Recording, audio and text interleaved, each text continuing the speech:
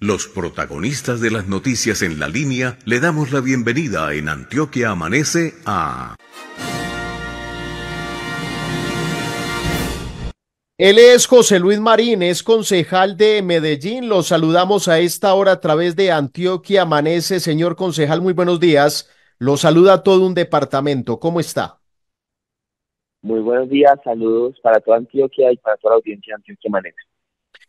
¿Usted qué piensa de la bancada de Centro Democrático que calificaron bien, por lo menos en puntaje, en torno a la exposición del personero de Medellín? Y ya en una reunión el sábado anterior, don Álvaro Uribe Vélez les dice que se debe cuestionar la aspiración del actual personero. Pues primero que hay muchas incoherencias, porque tanto los concejales del Centro Democrático como de Creemos, los partidos de gobierno, llevan 4 años diciendo que los entes de control en Medellín no han funcionado, tanto Procuraduría como Personería, y cuando desde el Consejo de Medellín tenemos la opción de cambiar a la persona encargada de la entidad, encargada de la personería, en vez de hacer lo que parecería natural, y es darle una baja calificación y darle a los otros que están en competencia una más alta calificación para cambiar a la persona, transformar la entidad, lo que hacen es absolutamente todo lo contrario. No solo califican de manera supremamente alta a la persona que ellos llevan tantos años criticando, sino que a los otros candidatos que están en la puja por ser personero lo califican de manera muy baja. Y luego sale Álvaro Uribe Vélez a decir que no están a favor de eso, que es mentira, pero parecería que no tuvieran como criterio propio, porque es Álvaro Uribe el que les tiene que dictar qué decir. Acabamos de leer, concejal, los trinos políticos y lo que dijo el señor Santiago Tres Palacios, que es precisamente abogado muy conocido en nuestra ciudad, departamento y nuestro país, pues se refirió precisamente a ese tema de elección de personero o personera en la ciudad de Medellín. Y dice precisamente el abogado, lo acabamos de leer, la única manera como el Consejo de Medellín puede revertir la elección del actual personero es haciendo trizas al ordenamiento jurídico. Veremos si los nuevos concejales quieren estrenarse prevaricando. ¿Usted qué opina de esa posición que asume un abogado que tiene todo el conocimiento precisamente de todo el actuar político en la ciudad y el departamento? El abogado Tres Palacios lo que indica ahí es una cosa que nosotros sabíamos, que se nos había indicado dentro del Consejo, y es que la elección del personero es mediante un concurso de méritos, en la cual nosotros en el Consejo debemos elegir, podríamos elegir a la persona que quedó de primera en este concurso de méritos. Por eso es que ese 10% que nos correspondía a los concejales en la evaluación de la entrevista era tan importante, porque habían 4 candidatos, al menos 4 candidatos que estaban con opciones reales de llegar a la personería a partir del 10% de la calificación. Entonces los concejales ahorita del Centro Democrático dicen que se van a declarar en objeción de conciencia, cuando su conciencia tuvo que haber estado, fue el día de la evaluación. El día de la evaluación a todos los candidatos es donde su conciencia tuvo que haber aparecido. Eh, en su caso particular, ¿por quién votó más a favor en torno a la calificación y quién fue esa persona y por qué lo hizo? Es que yo no me fijé bien quién era, pues quién iba de primero, quién iba de segundo, quién iba de tercero. Sí tenía una alerta muy grande frente al actual personero, y así lo manifesté en la calificación, porque no fue únicamente que no funcionaran los entes de control a partir de los presuntos casos de corrupción, como se ha denunciado múltiples veces en medios de comunicación, por las veedurías ciudadanas, sino que en el ejercicio de movilización, en el paro nacional, por ejemplo, la Personería de Medellín no tuvo una actuación decente, la Personería de Medellín no tuvo una correcta actuación en la defensa de los derechos humanos durante el paro nacional. Entonces yo ahí también tenía como una alerta de situaciones que yo he conocido, y por eso mi votación frente al actual personero fue la más baja de todos. Y de los demás hubo algunas calificaciones más altas, hubo algunas calificaciones incluso más bajas, pero no me fijé como en los nombres de a quién estaba calificando, simplemente fue a partir de la entrevista porque a los demás candidatos pues no los conocía en el ejercicio de su labor aquí como personero. Hubo ¿Qué, algunos que tenían más experiencia, otros que tenían menos experiencia. sí. ¿Qué posición toma usted, concejal, frente a esas denuncias que se vienen dando sobre viáticos al personero, sobre el tema económico y que de alguna u otra manera pues él ya respondió a esos cuestionamientos que se dan? No, yo creo que son las autoridades competentes quienes tienen que determinar, por ejemplo, si los viajes al exterior cumplen dentro de la misionalidad de la entidad, porque lo que ha planteado el señor Personero es que los viajes al exterior, por los cuales han otorgado esos viáticos, están dentro de la misionalidad de la personería, de ubicarla como una entidad líder a nivel internacional. Es en ese marco en el que hay que ubicarlo, no es en el marco de que yo he visto que hay un debate en internet que me parece tampoco, que me parece muy perjudicial también, que es como que si tiene un carro, que si tiene una finca. Yo creo que el debate no va por ahí. Yo creo que el debate no va en si alguien se compró un carro o se compró una finca. Y si se puede demostrar que con sus ingresos y además lo puede hacer. Eso no es por ahí el debate. El debate es sobre cómo ha funcionado la entidad en estos 4 años y sobre si es pertinente o no que la persona que ha estado encargada de la entidad repita en la misma. Le quiero cambiar de tema y es un tema nacional, ir de lo micro de Sí, señor. Medellín, Antioquia a lo macro.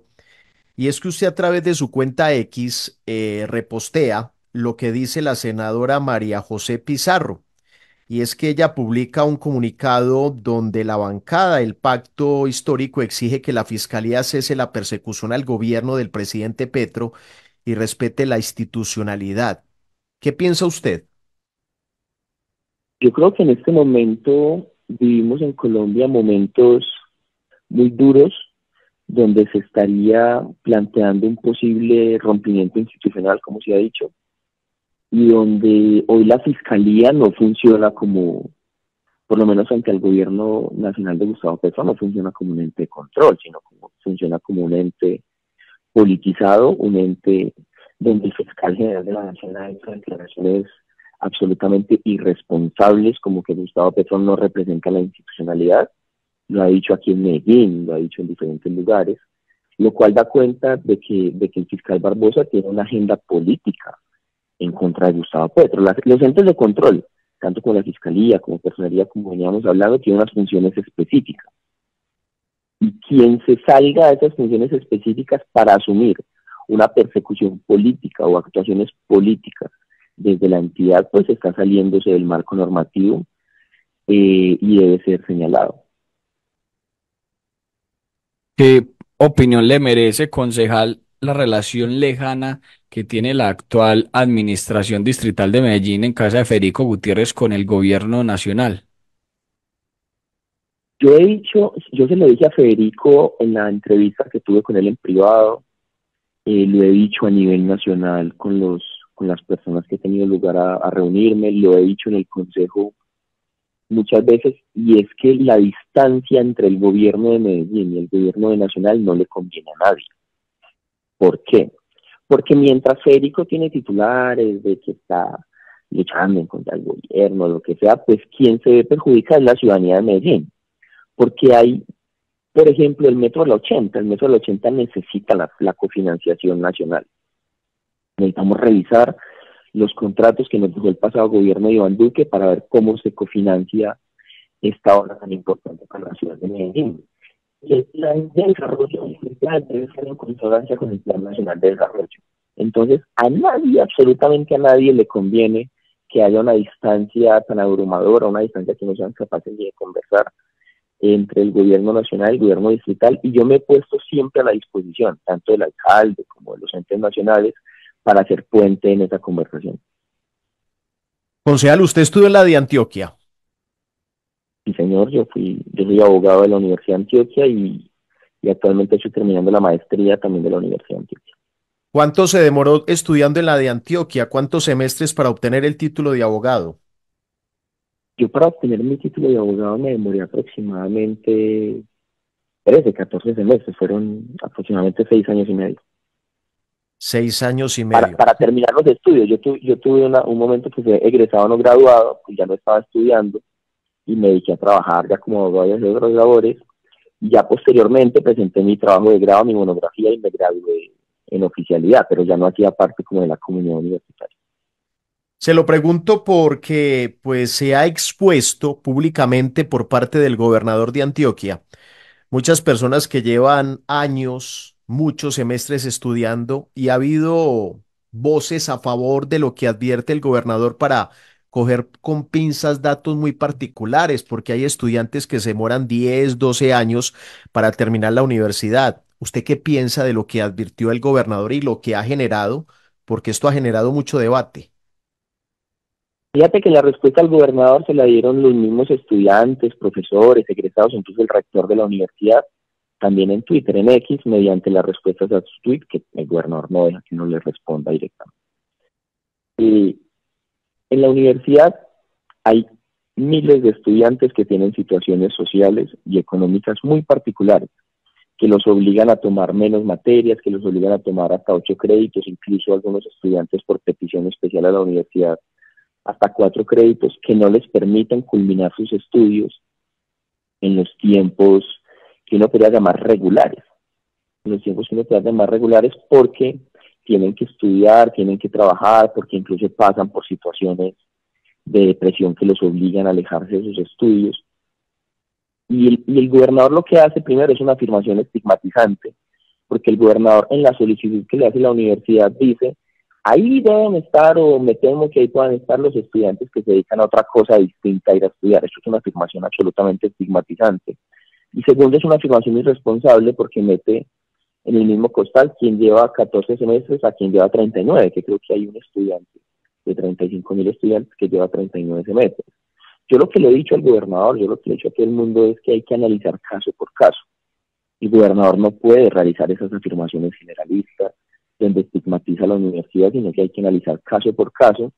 Y sobre todo lo que hay que hacer, si al gobernador le interesa que los estudiantes se gradúen en menos tiempo, lo que hay que aumentar son los programas de bienestar universitario, lo que hay que mejorar son los programas de alimentación, lo que hay que mejorar son los programas de vivienda, de acompañamiento psicológico y académico a los estudiantes, para que los estudiantes tengan las herramientas para graduarse en los tiempos regulares.